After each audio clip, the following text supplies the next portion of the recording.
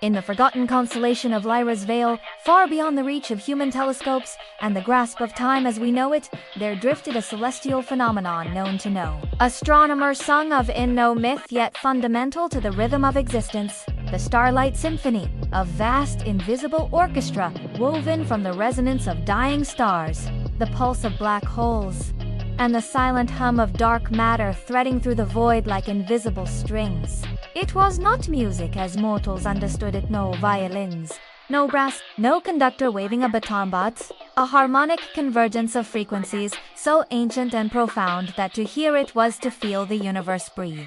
To understand, for one fleeting moment, why light travels, why planets spin, why life clings to fragile worlds like moss on stone. The symphony had no audience, no composers, no score, only participants. Celestial bodies that, in their final moments, or quiet revolutions, emitted tones so pure they bent the fabric of space, creating chords that lasted millennia. Some believed it was the echo of creation itself, others whispered it was the universe dreaming. But only one being had ever truly listened, and she was not a god, not an alien, but a blind girl named Elira, who lived in a lighthouse on the storm coast of a nameless island, her feet bare on cold stone, her hands always moving as if tracing melodies in the air.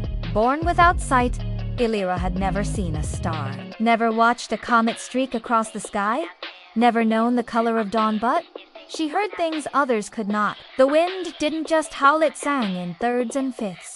The waves didn't crash, they pulsed in perfect time, like a billion drums tuned to the same heartbeat. And on the clearest nights, when the sky was a dome of diamonds and the sea lay still as glass, she would climb to the top of the lighthouse and tilt her face upward, her ears catching a sound no one else could hear. A soft, shimmering cascade of notes, rising and falling like breath, swelling with emotion, grief, joy, longing, pizzle, woven into a single, endless composition. The villagers called it the wind in the rigging, the groan of old iron, the cry of distant gulls.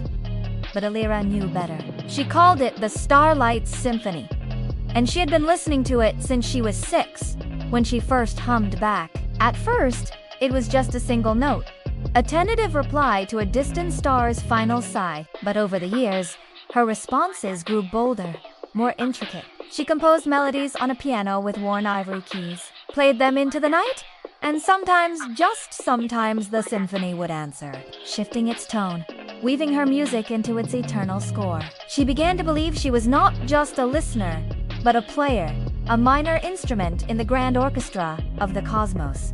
The elders of the island warned her, "You tempt fate, child. The stars are not for us. They do not care." But Elira didn't care either. She cared only for the music, for the way it made her feel whole, as if her blindness were not a lack, but a different kind of sight. Then came the night of the great dimming, when, without warning, the stars began to fade. One by one, across the globe, astronomers reported. Polaris flickered, Orion's belt went dark. The Milky Way thinned like smoke. Panic spread. Scientists scrambled, religious fervor erupted. But Elira felt something deeper, a silence in the symphony. The music was unraveling, the chords breaking apart, the harmony collapsing into dissonance. She played her piano until her fingers bled, trying to hold the melody together. But it was no use. The stars were dying not from natural decay, but from loneliness.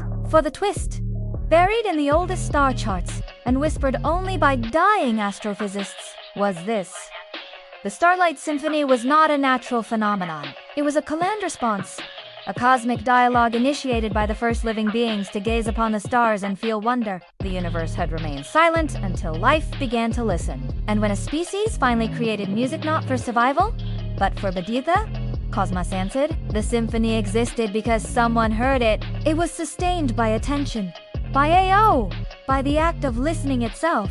And now, as humanity grew louder with machines, wars, and endless noise, as children stopped gazing at the sky and instead stared into glowing screens, the symphony was fading because no one was listening anymore. The stars weren't dying. They were being forgotten.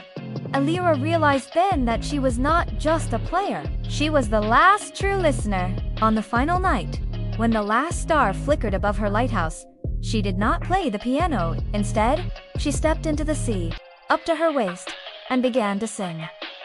Not a human song, not a melody from Earth, but a sound she had carried in her soul since birth, a pure, resonant tone that matched the frequency of the oldest star in Lyra's veil. And as she sang, something miraculous happened. The stars didn't just reignite. They answered. The symphony swelled, louder and more vibrant than ever, weaving her voice into its core, transforming her song into a new movement, the lighthouse requiem that rippled across galaxies, awakening dormant stars, reigniting dead suns, drawing new planets into orbit, far away, on distant worlds. Beings with no eyes and no ears felt the change and began to sing in return. Back on Earth? People rushed outside, stunned as the sky blazed with color and sound, not heard with ears, but felt in the bones, in the blood, in the silence between heartbeats. They didn't understand it, but they listened, and that was enough. Elira never returned from the sea. Her body was never found. But on clear nights, when the stars burn brightest, fishermen swear they see a figure in the lighthouse beam, arms raised, conducting the cosmos. And if you press your ear to the waves, you might hear it, the faintest echo of a girl's voice, singing not to the stars, but with them.